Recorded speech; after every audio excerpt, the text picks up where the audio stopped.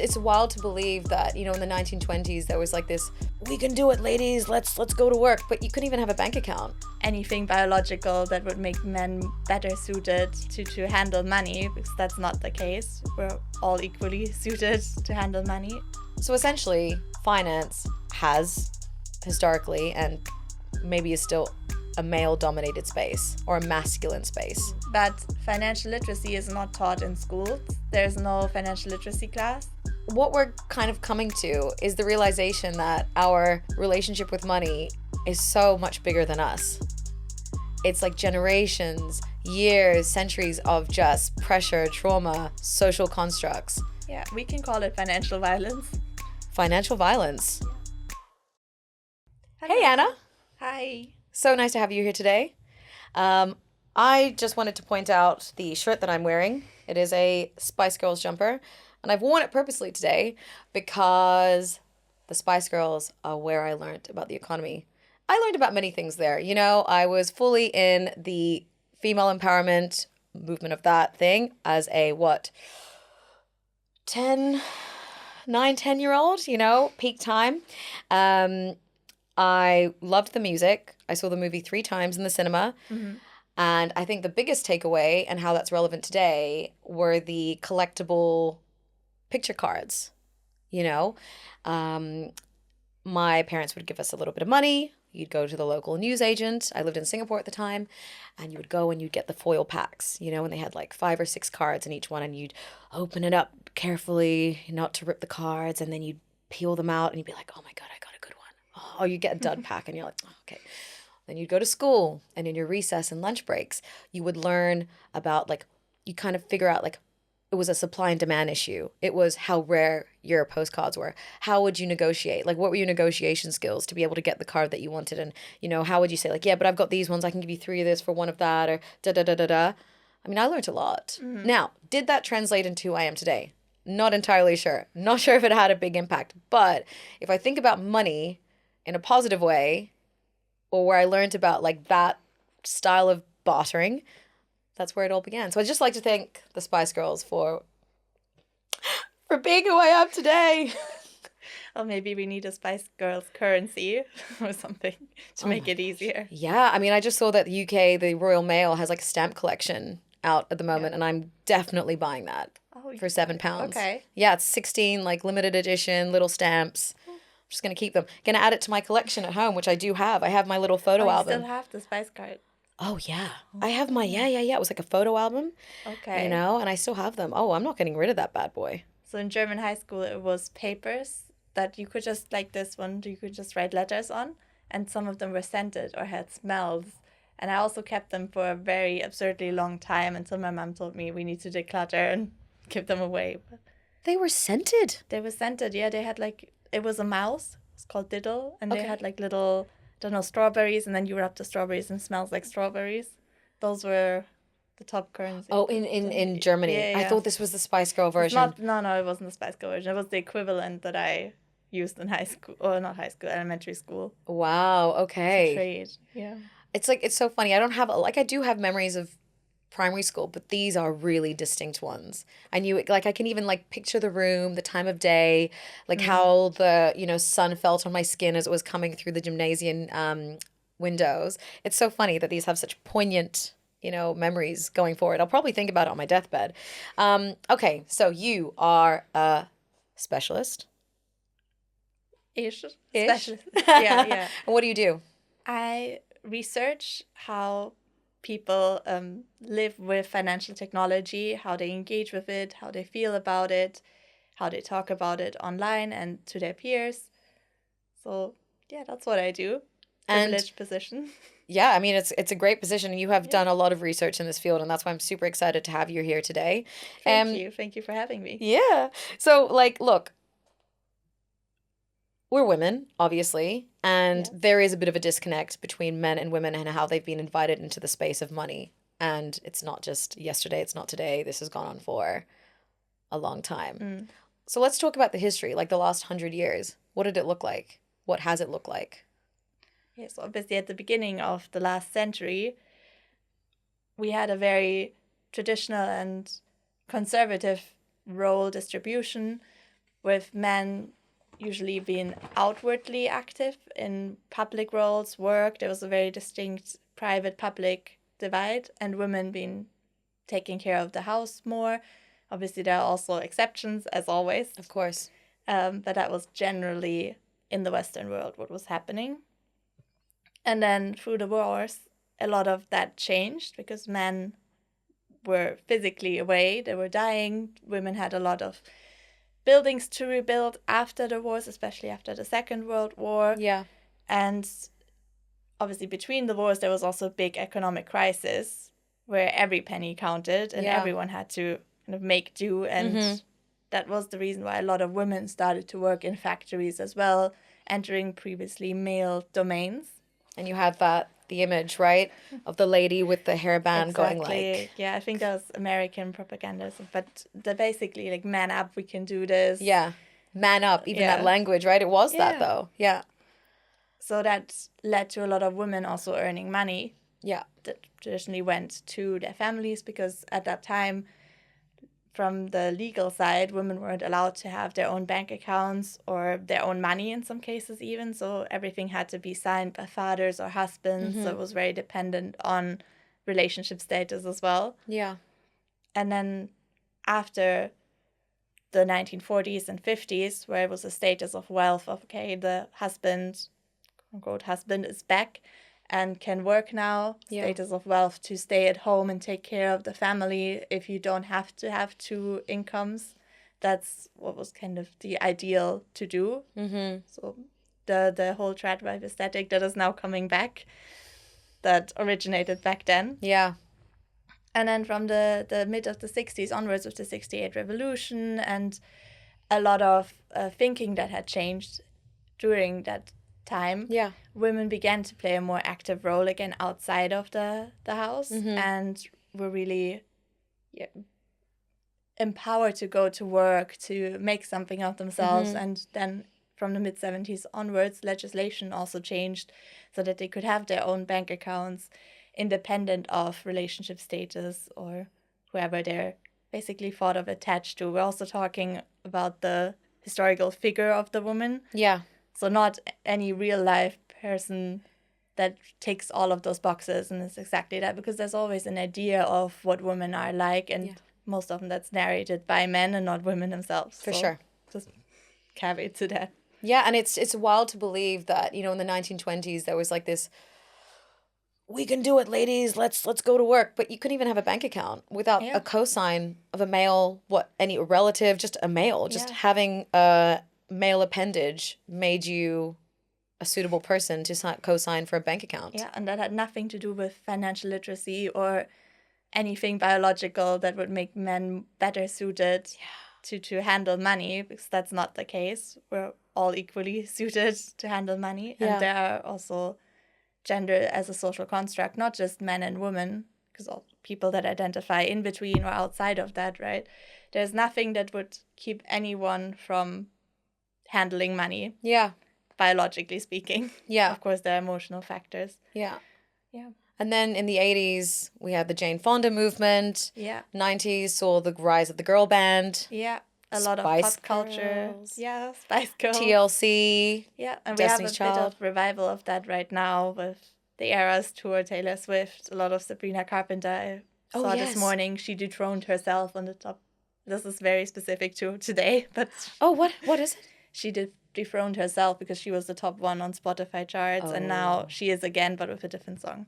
Okay. Anyway, so we have a lot of girl bands and, pop cultural movements there. Yeah, and boy bands as well. And boy bands. And Sync and Take That and One Direction and all of those. Yeah, and then you've got the K-pop movement as well, which is huge. And I think interestingly, like when we talked off the pod about even the 90s, the shoulder pads. Yeah. And I love me a bold shoulder. Like, I love a shoulder pad, right? But even the fashion that was showcasing that you were like a boss babe or like, you know, you were empowered had like masculine features. Yeah, that was when the roles that women could have in the workplace kind of transitioned from secretaries and supporting roles as nurses or teachers towards more of the male roles of CEOs or even bankers, right? Yeah. Where suits are very much the norm and what men wear, and then women found an equivalent. Yeah. It was like, we'll find our version of it, but it will still have masculine traits. Yeah. Like, we won't wear the dresses that we normally would because we're boss ladies. But that was the image that was portrayed, right? Yeah. So essentially, finance has historically and maybe is still a male-dominated space or a masculine space. Mm-hmm. Or at least thought of as such. So that there's no reason for it to be, but just historically speaking, men were more privileged with their access to these spaces, therefore more experienced and also actively encouraged to take over that side of financial management for their families and in companies that women didn't have access to just from their employment or from their role at home. And then interestingly, from your work, I saw that, and it's so true, even the way that we are in relationships, inheritance, lineage, we even look at the royal families until very recently. If it wasn't a male that was born first, they'd wait. Mm. It's only recently that legislation was changed where it's like, okay, if a female is born first, they can become queens or whatever. So it was even like we only trust males to lead in certain roles. And that came through with inheritance, marriage for financial security. I mean, one reference that we have recently is Love is Blind UK. This was brought up twice in different contexts, right? You have the relationship between Tom and Maria, where, they discuss like the man, even in a public space, like even a woman paying for something would cause some shame to her, right? No judgment here, just saying what happened. And then we also have, there was a prenup, that was discussed with another couple and the roles there. Yeah. And that just showcases how ingrained it is in our systems, that the infrastructures that have been built for years and years and centuries even, how wealth is thought of and who is thought of managing that wealth, and how that is also basically rewarding very traditional family models and traditional role models as well, where there's a provider financially that's usually thought of as the man in the relationship. Yeah. And then there's someone who takes care of the homework and stuff, who is being taken care of financially. Doesn't matter if they have a job, like Maria does have for that situation. And it's a status symbol, really, if someone pays for you and takes care of you. And that's also culturally a lot of cultures look for that in son-in-laws, to be able to take the quote-unquote burden of daughters off of their hands in their kinship structure. It comes down to even education, right? Like you've said that this is shown through the education system where STEM subjects are encouraged for men, right? Yeah, and that from the get-go kind of sets you on a path of what are you able to do. You're good at math. You can do calculations. You could work in finance one day, whereas the traditional idea is, oh, you're good at, home education classes, and then you should become a nurse or a caretaker or work with children for women. Obviously, there's been a lot to change that, and there's also been a lot of recruitment in that way, but it's also not just education, it's institutional factors like that. Yeah. But financial literacy is not taught in schools. There's no financial literacy class. So a lot of those things aren't just from STEM subjects, they're just knowledge in general. If your mothers didn't have to negotiate your salary, how would you know how to do it? Yeah. Whereas men, traditionally, just longer experience in workforces, the feeling of more confidence, not always backed by evidence, but just I am a man, I can do that. That attitude alone works wonders in negotiations. Yeah. And a lot of women don't have that. It's the same for applications. My partner works in recruitment. Okay. And has told me that a lot of women don't apply for roles that they're qualified for because they think they're missing something. Yeah. Or even if there's just one point in the job description that doesn't align, they think they have no chance. Whereas men, even if they're not qualified, half of their CV fits, they apply, and then they end up getting roles just by putting themselves out there. Yeah. So just that approach, that knowledge, that experience with what negotiations or what expectations in a job market can look like makes all the difference in terms of pay. It's just wild, isn't it? Because what we're kind of coming to is the realization that our relationship with money is so much bigger than us. It's like generations, years, centuries of just pressure, trauma, social constructs, Yeah, we can call it financial violence. financial violence. Yeah, because if what we brought up earlier with the Love is Blind, that's your financial freedom and independence. If someone else has the access to your credit card, if someone Yeah. else inherits your money, if someone else or someone else's salary is deciding your living standard, that's all outside of your control and that can be used against people. Oh, it's scary. It is, and it's so important that we talk about it because it's not often talked about, and it's not often talked about in these terms. Because obviously, domestic abuse is a big thing, and financial abuse is part of it. 100%. And I think a lot of kids Yeah, saw money being used as a power tool between yeah, parents. yeah, and it doesn't have to be as big as that. It can just be the little things of not putting yourself forward for a promotion because you don't think you have what it takes, and a male team member doing it who has worked there less and then gets paid more. And that happens all the time. Yeah. I've seen it. And you're so, what you were saying about your partner in recruitment, about that thing of women won't apply for a role, even if they have 80% of the skills or even 90. I'm completely guilty of it.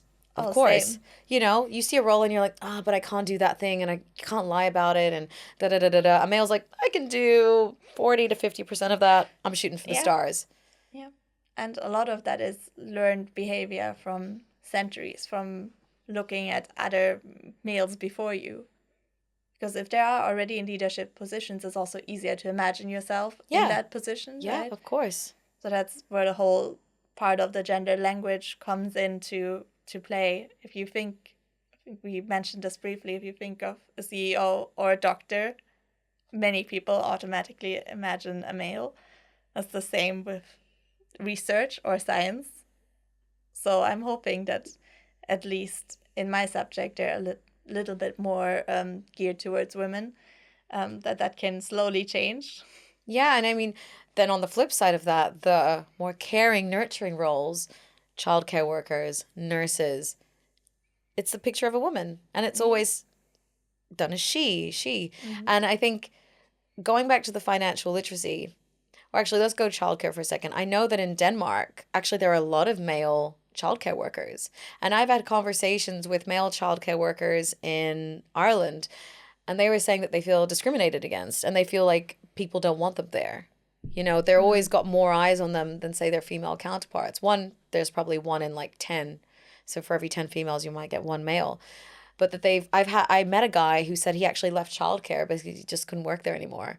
He Yeah. just felt like parents didn't want him to be in a room with their kids alone, or, and it just wasn't the space for him. And, he's earning more money now, so it's all fine. But that's how we've always just seen it. So again, the space is male dominated. In Denmark, I know that financial literacy is actually part of the curriculum. I did not know that. I'm learning something today. Yeah, it's one of the few countries that I know so far. I haven't done enough research but I know that, I did my education in Hong Kong, Singapore, and Australia. What financial literacy? I even studied for part of my high school diploma, I'll call it that, business studies. But I don't really remember there really being a strong emphasis on financial literacy. Now, maybe if I'd studied economics, it might have been a bit different, right? I may have learned a little bit more about the functionality of money in society, but why didn't I have that? I went to a really good school. I went to really good schools my whole life. There's no reason. But if the public sector isn't encouraging it and including it in their curriculum, what chance do we have? Yeah, and then the dangerous thing is that companies come in and banks and economic institutions come in and provide that education. So my high school also didn't have financial literacy classes, but they did have an extracurricular activity where you could basically pretend to be on the stock market and you found a pretend firm and Wow. yeah, but it was all funded by the central bank, and they basically hosted a competition. So it was all very like capitalist spirited. So competition between students that had then engaged in this fake stock market Okay. to learn how the stock market works. So that was kind of my only financial education that I received. So you did in it? school. I participated in that, yes. And how was it? I mean, I think I was too young to fully take. How old were you? I think I was 14. So Okay. not that young, but it didn't really stick with me. I didn't take anything away from then when I was 18 and opened my first bank account. I didn't immediately think, let me do that again. Let me go back to my... Maybe that's on me. But maybe would it's have also worked on because other they didn't have the people, but- foundations, right? Like perhaps if this had Yeah. started at a young age, like it doesn't have to start big. It's little things. And it's also about the stock market is one thing, but by now there are so many other options. Obviously, time and technology moves on. And the basics of, okay, what do you need to do to secure your own life, basically, your pension, Yeah. insurance, all of those things are not included in that example from my education. And these were, at least when you start out, a little bit more relevant than investing in the stock market. If you're opening your first bank account, that's not the first step that you can even do. Yeah. And age plays an important role. Again, it's an intersectional issue, but if you don't have a salary, if you're a student or if you're doing an apprenticeship, you don't have enough money to have something left over to invest. So it's mainly like people in their mid-20s that are encountering that issue. Yeah. The thing is, right, if we just start with the basics, as you said, take investing out of the equation just for a moment, right? If we taught about budgeting, schools could easily start teaching about budgeting. Like if the parents for whatever reason aren't going to do it, the education system definitely should. Budgeting, the difference, like interest, like what is an interest rate? How is the interest rate determined, right? Little baby steps. It doesn't have to be like, a hard hammer on the head. Yeah. Uh, And I don't think, side note to that, I don't think it should be, because money is also not the only thing yeah, that makes a life worth living. Of course, you need it. It's a necessity in the system that we're in. But it's not something that should take on a larger role. As I said, I kind of, in hindsight, disagree that they made it a competition in this mock firm, because it was just for fun, for people to learn. Why do you need that spirit of let's overtake each other and make more money instilled in 14-year-olds? It's so interesting you say that. And also that's kind of a masculine thing to compete, to do this, It's like they kind of made it something that it didn't need to be. It should have just been about learning. Like just like you learn a subject at school. Yeah. And of course it can be motivating to have some sort of competition. Yeah. But you said there was a capitalist. Yeah. You have to kind of be careful, I think, at least, how you tie those things together. Yeah. Because that spirit enters early enough. And that's even when you're 14, you have in Germany chosen which kind of school you're going to. Okay. Because there's different levels of then. There's a school that is basically a pathway into university. There's a school that's a pathway into apprenticeships, because you stop when you're 16. I guess it would be like GCSEs versus A-levels. Okay. Yeah. Yeah. So things like that. So you've already thought or been forced to think about what you want to do and how that will then reflect in money, right? But you're so young. Yeah, a lot of parents also play a huge role in basically deciding for their children or putting pressure on their children. But that's, again, like part of the German education system. But at 14, you've already thought about your future, at least a little bit. And I, at least at that point, didn't need more anxiety than I already had. Like A-levels are a huge thing to go through anyway. Of course, you don't need that pressure. Yeah. So a lot of financial products are speculating on the worth of products and not on having the actual thing in your hands, the fundamentals. I mean, let's go into that space, because this is your thing, fintech, right? Yeah. And you touched on it before. People like us, and probably we'll get even more, the younger generations, they don't trust institutions and their parents anymore, right? Yeah. The person or the people that influence them now are the people online, the fintech, the fin influencers, the fin financial celebrities. Yeah. What role does that play now? Because now the institutions are kind of like they're not to be trusted. Yeah. And I think a lot of that is also historically situated we grew up after the 2008-2009 financial crisis, right? Yeah. So that's what we live, or at least I lived through in high school. I And left uni then. It was yeah, terrifying. a lot of job insecurity for our parents, a lot of people losing their jobs. And obviously that makes you distrust the financial institutions that were partially to blame for it, right? Yeah. And there were financial celebrities, then heroic figures of entrepreneurs like Bernie Madoff, that were scapegoats for what was going on, and also criminals, but like basically public figures that failure got attached to. And just like those figures publicly failed, new figures now emerge that publicly succeed, like Elon Musk, for example. Right. That turn their celebrity image into something that's profitable for their business and also cultivates their own fan base, basically. And then on the other side of the celebrities are the finfluencers, people that do what we just discussed, that financial education, financial literacy work, helping people in general, but also targeted at specifically women, how to negotiate your salary, how to invest your money, how to open your bank account, how can you invest in pension schemes, what financial products does your country offer, all of those things. So that's positive. Yeah, there are alternatives to the institutional ways of learning and also alternatives to institutions. A study has shown that about a quarter of Gen Z has invested or has made decisions what to do with their money based on advice online. Wow. That could be from those influencers, but also their peers, their friend groups, because a lot of parents also don't know these things, right? It's not just young people that have no idea. Our parents don't, our mothers don't, because they only had access to a bank account when they were growing up. Those are the first people or the first women, that generation. They're also figuring it out, right? We have to give everyone in this space a bit of grace for that. Yeah, I mean, we talked a lot about the secrecy, right? And that's not just in general, like people are very awkward around money. So I think one point you touched on was that people are less likely to discuss their finances or, aspirations face to face than they are online, right? Because there's like these communities that are formed, there's these safe spaces. What are the cons of this rise of the social media influencers, financial influencer, financial celebrities? Yeah, nothing is ever only positive. Yeah.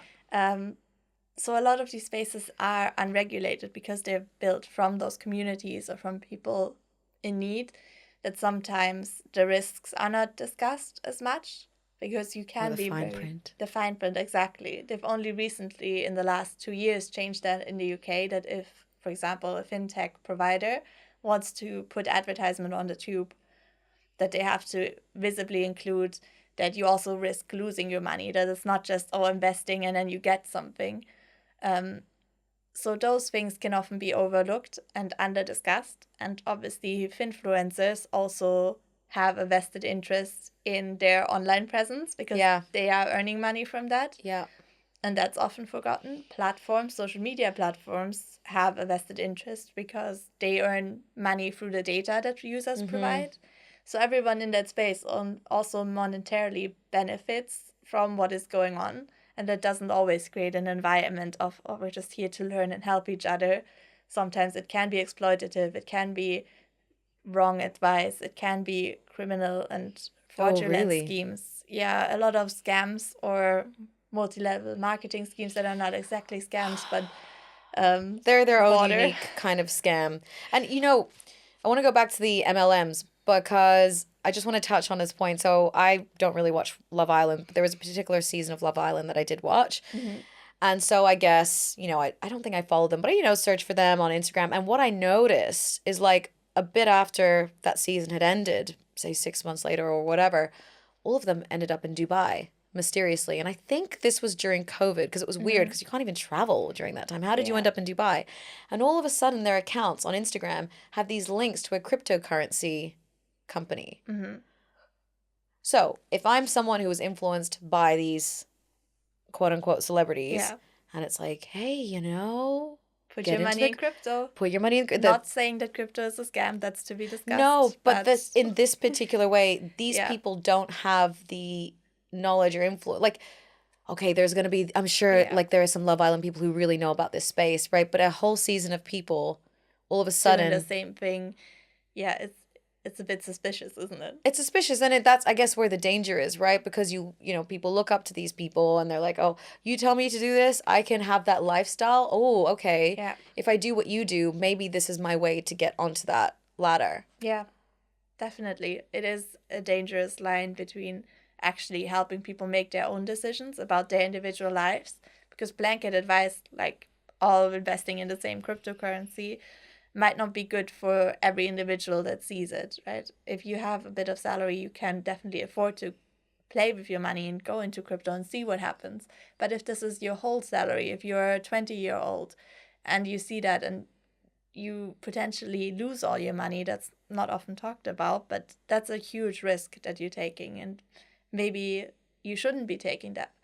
But that's the nature of those influencers. They give broad advice to a large group of people, large audience, and not always necessarily saying, check if this is for you. This is what I'm doing. And you said that only a couple of years ago I'm assuming it was a regulation that stipulated that, fintech companies, financial institutions, providers have to stipulate that you are risking your money. Yes. There was obviously something that had to change. Yes. And finfluencers are sometimes also hard to track. So they're sometimes exempt for that. That's for the app providers that need to say that. It's unregulated. Yeah. That's why there are a lot of cases, and at least in the US, people also, the financial regulatory authorities are also cracking down on people. So there was a case where Kim Kardashian posted about Ethereum or some, I don't know, it wasn't Ethereum, but some cryptocurrency. And she had declared it as an ad, I think, but hadn't put the risk part in. Oh. So she had to pay and Kimmy. agree to buy, to pay a huge fine on that. But yeah, so there are celebrity cases of that as well, where they engage in advertisement for those fintech companies or for those financial products. And then even though the platform's regulations say you have to label it as advertisement, but it doesn't conform to those standards, basically, of letting people know that your money is at risk and that you're not personally promoting this. So, look, let's talk more about fintech and emotions, right? And specifically how pop culture and meme culture are involved. Yeah. I mean, we've already brought up the Spice Girls, so obviously Love is Blind, Love Island, all of those things can tell us something about what is going on in the finance world, because that is entangled with our everyday lives. Yeah. And vice versa, pop culture can be really good to explain things about financial worlds because everyone has access to it. Everyone knows Taylor Swift was at that Super Bowl game to support her boyfriend. And then we can use that as memes and be like, oh, me so excited for the stock market. And that gives people an image of, okay, there's a woman excited for something. It's very accessible. It's shareable. People can share it and talk about something. Yeah. That's why memes are such a huge part of financial discussions. It can become inside jokes. Like on Reddit, a lot of the OG investment Reddits have used meme language just for their group, for their community, to symbolize something, to create common vocabulary for financial terms or things, like not pulling out of the market, hodling instead of holding, because there was a typo in the hodling? in the Spartacus meme. I know Yatu, who you also had on here, has written an article about that if anyone wants to read it. Oh. Shout out to Yatu. What's it called? It's the I think it's the Spartacus meme, and it has hodl instead of hold. So things like that, meme language becomes the language that investors use. Wow. On these OG Reddit accounts. And on Instagram, it's a little bit different. So in my research, I look at finfluencers on Instagram and TikTok. Okay.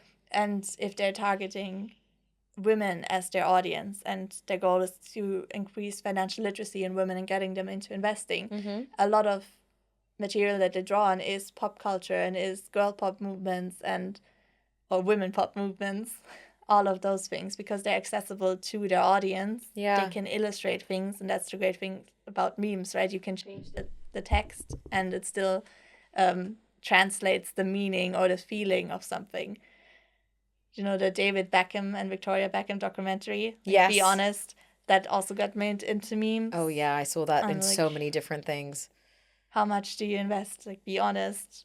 And then I invest all of my savings in handbags, kind of joke that is Yeah. often made for females, which, again, if you invest in Birkin bags, you will also take home a sizable sum at the end of your investment. You know, if you can get access to a Birkin bag through status and money, that is a great investment. However, But also that element of humor that memes often have, right?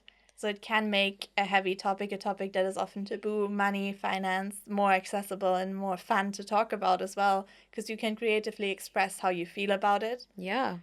And yeah, it just makes it more easy to talk about and share with your friends. Instead of typing out, oh, I feel a bit anxious about the stock market right now, a message that I think most of us wouldn't intuitively send. If you No. see a meme that expresses that, you can share it easy peasy. Everyone is having fun with it. And as you said, it makes a daunting subject accessible. Yeah. And also open for discussion, right? It's like, here, I've shared this about it. Like, Yeah, you can comment, you can like it, and then you can see how many people feel the same way. It makes it very tangible there's a that you're tribe. not alone with Yeah. this. Yeah. I mean, you go to any meme, you know, about any subject, and you'll just see, I thought I was the only one. And then it's like everyone's like, oh, we're not alone. Like, that's nice, that sense Yeah. of community. Yeah, and it can also be used to celebrate successes. Like, a lot of the Taylor Swift content is about Taylor Swift being a cool woman in the music industry that is male dominated. She's doing her own re-recordings and stuff. So a lot of the, oh, I'm so smug about this, I've done my investing or I've saved some money, that can also be expressed through memes. It's not just the anxiety, it's also The positives. the positives that Yeah. people experience. Yeah. And you have a very personal experience with money through your grandmother, Yes. who was a bank teller.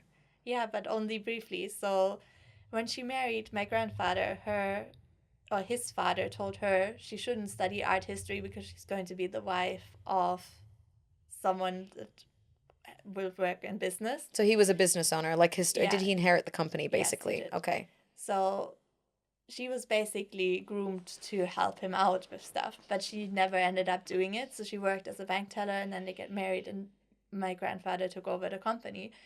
And she became a stay-at-home traditional wife, and she never touched business again, because A, it wasn't her passion, but also she had no interest in it. Once my grandpa kind of managed things, she was very happy with that, or maybe also socialized into that split, because she Right. technically had all the tools, working as a bank teller, being educated in business administration, one of the first women in the 1960s that studied it. And in a very good university in Germany. Yeah, it's You said she was the first woman. not the first, but one of the first cohorts, because the 1960s was when the universities became accessible for Okay. women. So yeah, she was highly educated in business administration, and then never made use of that degree after she stopped working. So much so that my grandpa, who is now passed, sadly, left her money, and she didn't know how much or what to do with it. Wow. She was never interested in knowing how much money they had. She was happy with her grocery allowance, basically, and my grandpa to kind of say how much money they had at their disposal, but how much actual money was in her bank account or in their shared account, she had no idea. And she only learned after my grandpa has passed, and it overwhelmed her. Obviously now she's in her 80s, and Yeah. my mom and my aunt are handling most of her financial affairs because of her feeling of overwhelm with the money and just not being used to handling it. She does not want any part of it. I guess that's something that's, in a way, because, I mean, again, your grandmother's very unique in the fact that she actually had a degree and work experience. Actually, in theory, had the knowledge. She had the knowledge. She had more knowledge than your average person, right? I guess a really positive thing now where we're at is I think couples are a lot more open about their finances. And I think from very early on, you know, there's a lot more equal splitting of the bills, You know, I mean, of course, if one person earns more than the other, you sometimes will go, accordingly. But I think we are more open. Yeah, and it's important to have these conversations. I mean, we talked about the taboo topic, the negative emotions, but you're not going to move in any direction if you don't address that there is an issue. Yeah. So whether that is you don't want to pay for things, you want to stay at home, or whether it is you want to go split 50-50, or you want to negotiate a higher salary, you need to talk to people about it and exchange experiences, whether that's in person with your peers, your parents, online, because you can't figure out an entire system on your own. Going back to taboos, why is money so weird? Why do we not want people to know how much we have? Why do we hold that information? Yeah, that's a good question. I think partially cultural aspects play a role in that. I mean, there's a lot of we've touched on that earlier. The evil eye thought that people might be jealous if they know how much money you have, and then you wouldn't want to disclose any of that naturally. There's also religious aspects because a lot of religion discourages people from being greedy or encouraging charitable giving. And then there's also the aspect of, okay, very real criminal charges. If I went out and advertised how much money I had and people saw that, they could be like, okay, let's rob them. Yeah. So there are a lot of thoughts that go into it, but it's also, so these are all the practical, cultural, religious, but it's also to the advantage of the system that there is a imbalance of information. Asymmetry of information is what you can profit off. Right. In stock markets, asymmetry of information. If you're an inside trader, you know information that you shouldn't know. You're on the inside of something and then you profit off that, which you shouldn't do, which is illegal. But basically, if you have information about what a company is going to do or how they're faring that is not public yet, no one else can do something with that information, right? If you knew that Ethereum was going to go down, you could have sold it before it went down, for example. So information is very powerful when it comes to money and investing. And that's one part of why that imbalance is sometimes maybe unconsciously even encouraged by a lot of institutional actors that don't want us to know exactly how companies are doing, how much money there is in your team, or how much money the companies are making, because it makes them look a certain way. I mean, even within teams, and taking out gender just to say people, how some people are able to negotiate contracts, and other people don't fight for it, right? Now, I understand that people come in with different experiences and obviously should be paid according to what they're bringing to the team, but it can be vast, right? And because we're not open about what, even, if there's a salary bracket, we're not open enough about it. So then when people find out, they're like, oh, was I meant to negotiate harder? Like, what did I do wrong? Yeah. Like, I remember one of my jobs. You find out afterwards. You find out afterwards when it's too late and you're annoyed and you feel like you've been taken for a ride, Yeah. One of my jobs, I remember I was offered a role in a company I really wanted to work at, but the role wasn't right for me and I wanted to go in a different direction. And they were like, okay, wait, we'll come back. We'll give you this much. Like, we're talking in the 20,000s here, right? We're not talking, we're negotiating base salary. Small money. Anyway, I was like, you know what? I want the role because of the company, but I don't want the role because of the role. So I'm going to do something cheeky. Do you know what my version of cheeky was? £1,000 per annum. Oh my gosh. How big I felt asking for £1,000 more. Whoa, what was I doing? Who did I think I was? I mean, it was also experience though, right? Now you would never do the £1,000? Please, I know what £1,000 is. In the grand scheme of a company, £1,000 is absolutely nothing. Yeah. But they gave me the £1,000, like without even a thing. And I was like, damn, I should have asked for more. Yeah, they probably expected you to negotiate a bit harder there. Oh my gosh, but little me thought that, and there's a lot of factors at play here. It's like, I'm a woman. Yeah. I'm a junior. No, I wasn't a junior at that stage, but you know what I mean? I'm not far enough in my career, because I'm self-doubting. I'm a woman of color. These like all these. Again, intersectional issue. It's not just one aspect of your identity, of your demographic that decides it, right? It's also a lot of it's uncomfortable saying, I want more. I deserve I more. deserve more. Yeah, you have to believe in it to say that. And sometimes it's just, you don't think that's the case, right?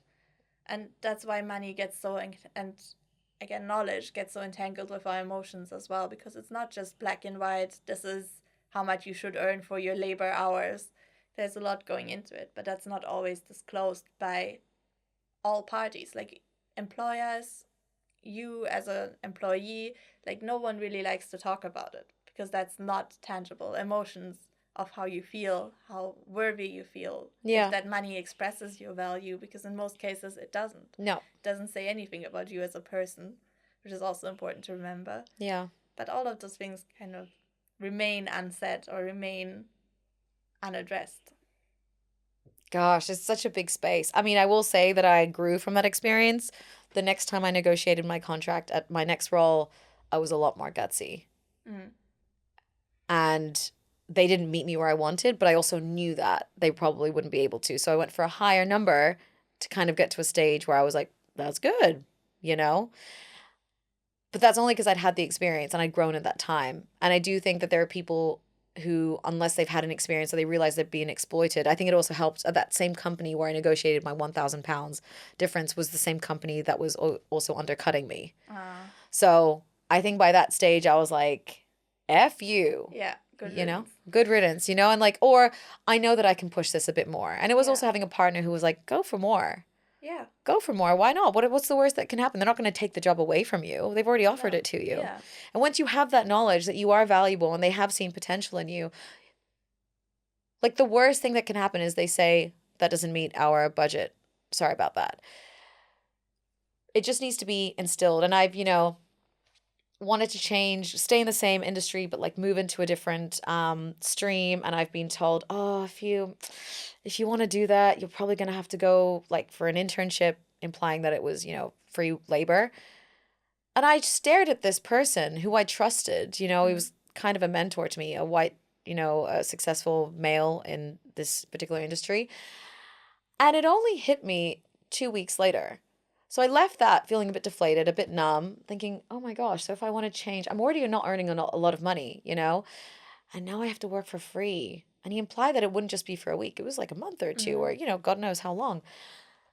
And it was like 2 weeks later, I was thinking to myself, would you have said that to me if I were not me? If I were a different color? If I were a different gender?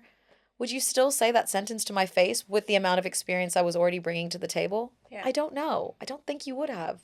And it's adding emotional labor onto you to figure all of that out and process it and think about it. And it's not just the structural violence of people treating you differently based on what you look like or how you identify, right? It's all of that emotional things around that. You having to process what that person said to you and fact checking for yourself if that's something that would happen. 100%. I felt really low. Like I was like, oh my gosh, maybe I'm not worthy. Like maybe I do overvalue myself. Yeah. Or why do I believe that I should be paid for my work? Crazy statement to say out loud. Yeah. But right? That's the place that you go into because it is, as we said earlier, like it is, we can call it violence. It's financial violence. Money has power over us because we need it. And that's what can get you to really spiral over those things. So, discussing everything that we've discussed, if you could describe money in one word, what would it be? Freedom. Okay. Why? What does that mean to you? I think it can mean a lot of things to different people. That's why I chose freedom, because I think it gives you the freedom to make decisions that you want to make. And freedom is not always a good thing. We know this from people having free will, also sometimes deciding to go to war or not be nice to other people. It can also colossally backfire. Money is not easy. Money is not always great. But it can allow you to do a lot of things. And that's why we invented it. Yeah. And if money weren't here, it'd be something else. Yeah. So I guess all we have within our control is to change the narrative. Yes. And to talk to people about what they're doing and how they're feeling when it comes to money and finances. We need to be more open. We need to talk about it. It needs to no longer be taboo. Yeah, and I think that's why it's great that you have this space for people to share and listen and learn, basically. Well, it's only because brilliant people like you are taking the time out to research it and make it something to talk about. Thank you. By the way, full transparency, I've never negotiated a salary because in academia it's not part of the fact. We don't get paid to do this. You need to apply for funding. It's a different story. So would you say that there is not the same issue of the gender pay gap? Because it's just stipulated this is what you get. Oh, I wouldn't say that, because even for that salary you have to fight. And if redundancies or something are announced, it's mainly women or people of color or staff members that are seen as disposable, right? So I'm not saying that that's not the issue. Just wanted to be transparent that while we had this wonderful conversation, I learned something from you. Thank you for sharing how you navigated that space. Yeah. Because I think negotiating salary is a thing that you mainly do in the economy. In research position, it's a less common thing. Okay. Yeah, it's a tough negotiating space. And that's why it's in the other world. important. I learned something. And if I go into my next position, maybe I should look into negotiating, or if there's the possibility for that. Yeah, and what you bring to the role. Yeah. And that's what we should look at. It's like, I do demand more. I do need more. And again, what's the worst that somebody could ever say to you is like, no. And also about like where they're meant to meet you. Like if they just say no straight up, or they say like, no, but we can meet you here. That also, accepting a job is a two-way street. It's not just them accepting you, it's you accepting them. Right? And this comes with the probation period. The probation period is not just for you to suss them out, from them to suss you out. It's for you to suss them out. Now, of course, that's a difficult one because people are financially reliant. As we said, money is the only way that we can obtain a roof over our heads, the food in our bellies, the health care that we need to keep us going. Unfortunately, because it has these other contributing factors, we do become slaves to the dollar. And we, give up some people give up their, morality, ethics. It can compromise a lot of things, unfortunately, because it's survival. Yeah. But I think that's why it's important to, as you said, like the slave to the dollar aspect, it's important to also emotionally work with that and be like, okay, maybe freedom and money is something that we can also associate. It doesn't have to be super negative. It doesn't have to take over our lives just because it is our lives. Basically, we have to pay for things.